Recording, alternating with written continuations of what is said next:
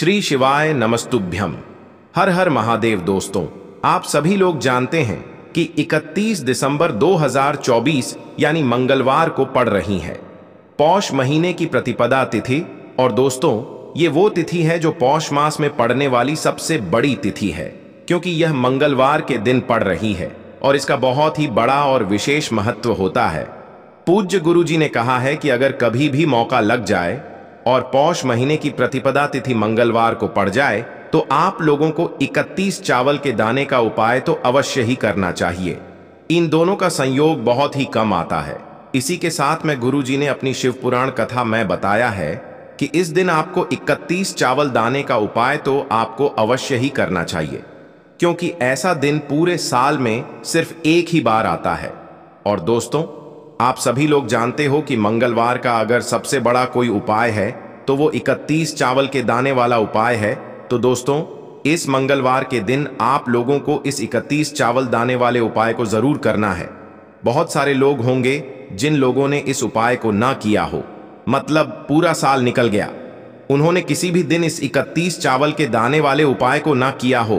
पर दोस्तों, आपके पास एक आखिरी मौका बचा हुआ है जो कि 31 दिसंबर के दिन है।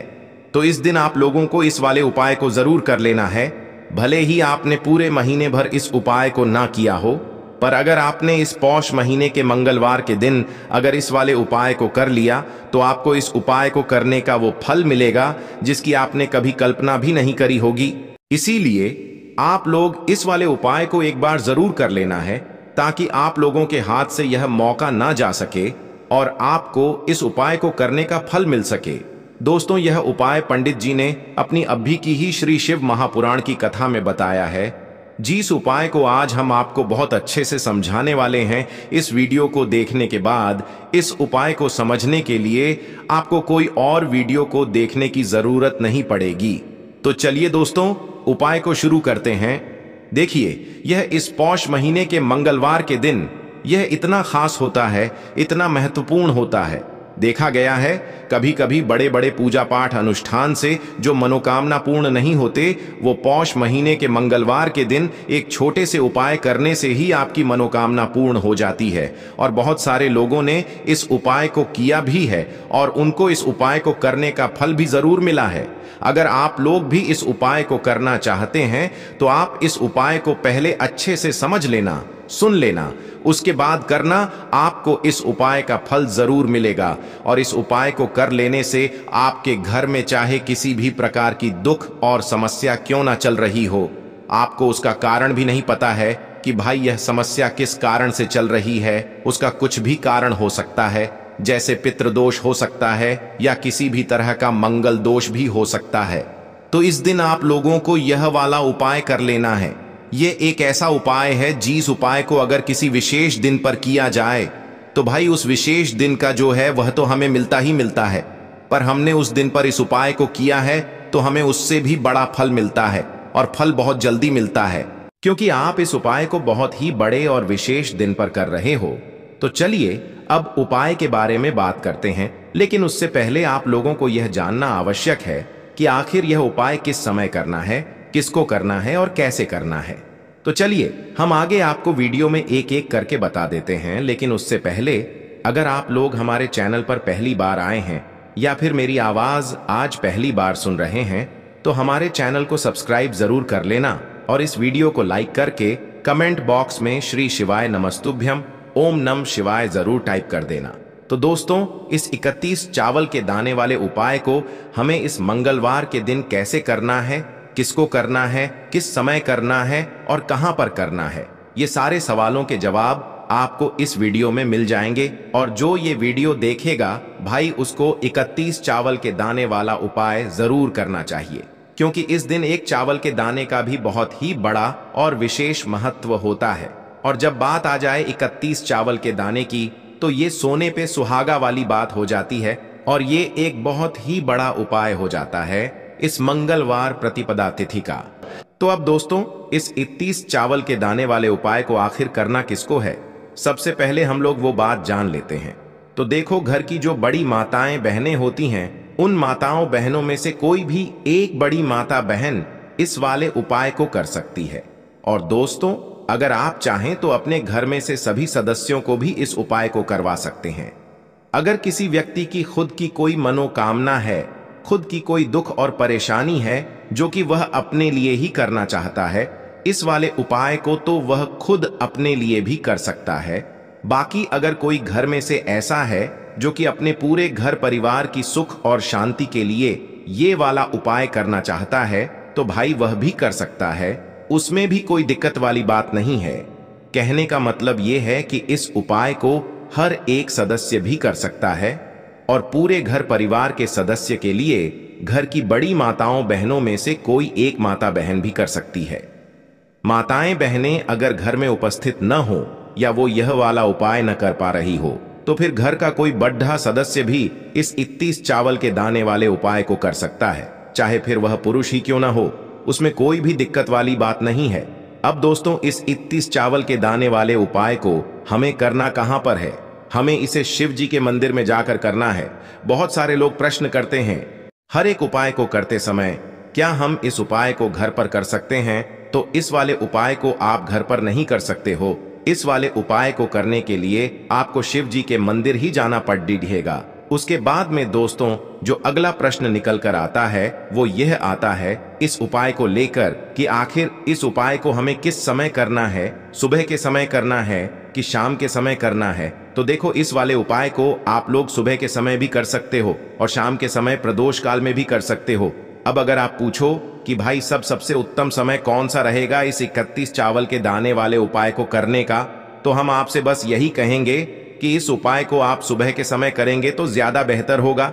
बाकी अगर प्रदोष काल शाम के समय भी करेंगे तो भी अच्छा होगा, उसमें कोई भी दिक्कत वाली बात नहीं है। तो अब दोस्तों, जो अगली सबसे बड़ी और महत्वपूर्ण बात आती है वो यह आती है कि सुबह अगर हम उपाय को करेंगे तो हमें कितने बजे से लेकर कितने बजे तक के बीच में करना है, और शाम के समय प्रदोष काल में करेंगे तो हमें कितने बजे से लेकर कितने बजे के बीच में करना है।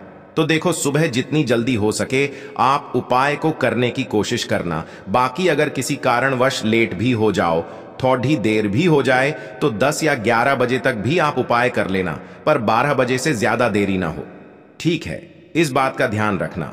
उसके बाद में दोस्तों, अगर शाम के समय प्रदोष काल की बात करें, प्रदोष काल का जो समय होता है वो शाम के 6 बजे से शुरू हो जाता है। मतलब शाम के 6 बजे से लेकर 7 बजे के बीच का जो समय होता है ये समय प्रदोष काल का समय होता है। पर अभी जो मौसम चल रहा है, इस मौसम में जो है शाम बहुत देरी से होती है, तो आप इस उपाय को 7 या 8 बजे के बीच में भी कर सकते हो। मतलब शाम के 6 बजे से रात 8 बजे के बीच में आप कभी भी इस वाले उपाय को कर सकते हो, उसमें कोई भी दिक्कत वाली बात नहीं है। अब दोस्तों, यहाँ पर इस उपाय को लेकर एक और सबसे बड़ी बात ये निकल कर आती है कि इस 31 चावल के दानों को हमें लेना कहाँ से होता है, और हमें इस उपाय को करने के साथ में क्या और कुछ भी सामग्री ऐसी होती है जो शिव जी के मंदिर लेकर जानी पड़ती है।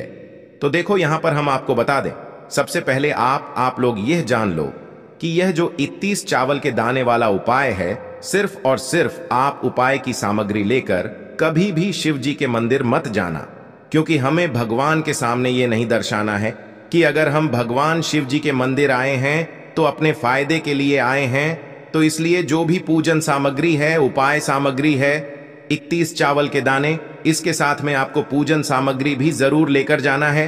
देखो, अगर सुबह के समय उपाय कर रहे हो तो सीधी सी बात है, 1 लोटा जल तो आप लेकर जाओगे ही जाओगे। वही 1 लोटा जल अगर मिट्टी का जल हो तो बहुत अच्छा रहेगा। मिट्टी का जल कैसे बनाया जाता है, इसके लिए हमने पहले से बहुत सारी वीडियोस बना दी है। आपके पास इस दिन एक आखिरी मौका रहेगा मिट्टी का जल शिव जी पर चढ़ाने का, और उपाय को करने का बहुत बड़ा आपको इस दिन फल मिलेगा।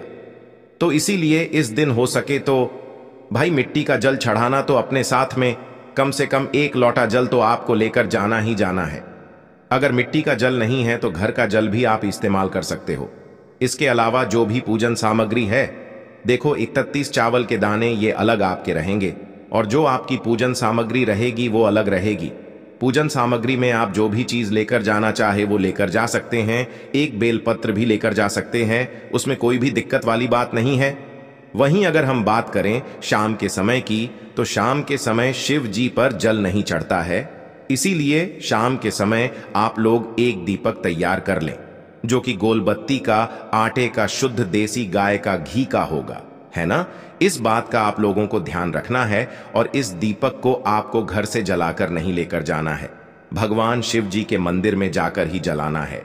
इस बात का भी आप लोगों को ध्यान रखना है। अब दोस्तों, यहाँ पर हमें इस बात को समझना है कि यह 31 चावल के दाने हमें लेना कहाँ से है। क्या हमें दुकान से लेकर आना है, या हमें अपने घर से लेना है, या कहाँ से लेकर आना है, और कौन से चावल लेना है, क्योंकि चावल भी बहुत प्रकार के होते हैं। तो देखो, इन सभी सवालों के जवाब आप लोग एक बात में सुन लो कि भाई ये जो उपाय है, इस उपाय में आपको ये नहीं देखना है कि भाई कौन से चावल है, कौन से चावल नहीं है।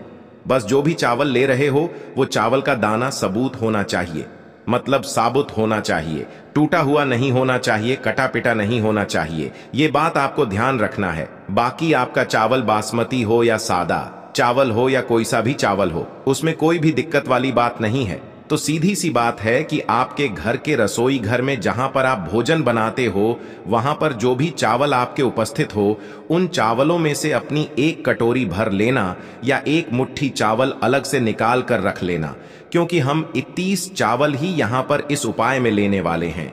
तो हमें यह चावल के दाने गिनकर निकालने पर डिढेंगे। इस बात का आप लोगों को ध्यान रखना है। तो अपने उस चावल की कटोरी में से या चावल में से 31 ऐसे चावल के दाने आप लोग निकाल लो जो कि टूटे हुए ना हो, कटे पिटे ना हो, जिनमें कोई दाग ना लगा हुआ हो, है ना। अच्छे साबुत चावल के दाने 31 दाने आप लोग निकाल कर रख लो और इन्हें किसी भी एक कागज की पुड़िया में या किसी एक छोटी सी कटोरी में आप लोग रख लो, ताकि यह सुरक्षित रहे, आपके एक भी चावल का दाना इधर उधर ना हो और आपका उपाय भी पूरा अच्छे से हो जाए। तो भाई जैसे ही आपका उपाय की जो सामग्री है, 31 चावल के दाने ये तैयार हो जाते हैं, उसके बाद मैं आपको जो भी अपनी पूजन सामग्री है सुबह के समय कर रहे हो, तो एक लोटा जल और एक बेलपत्र या पूजन सामग्री जो लेकर जाना चाहो उसकी भी तैयारी कर लेना। और शाम के समय जा रहे हो तो भाई अपना जो दीपक है उसे तैयार कर लेना, ठीक है। और उपाय को करते समय शुद्धता का विशेष रूप से ध्यान रखना, ठीक है। सुबह सुबह स्नान करने के बाद ही उपाय को करने की आप लोग तैयारी करना। उसके बाद अगर शाम के समय की बात करें तो शाम के समय आपको स्नान करने की जरूरत नहीं है, पर शुद्धता का ध्यान रखना है। आपको स्नान तो नहीं करेंगे, आप हाथ मुंह धोकर भी इस वाले उपाय को शाम के समय प्रदोष काल में कर सकते हैं, इसमें कोई दिक्कत वाली बात नहीं है। तो आप अपने उपाय की पूरी सामग्री तैयार करके आपके पास ही में जो आपका शिव मंदिर हो वहां पर पहुंच जाइए।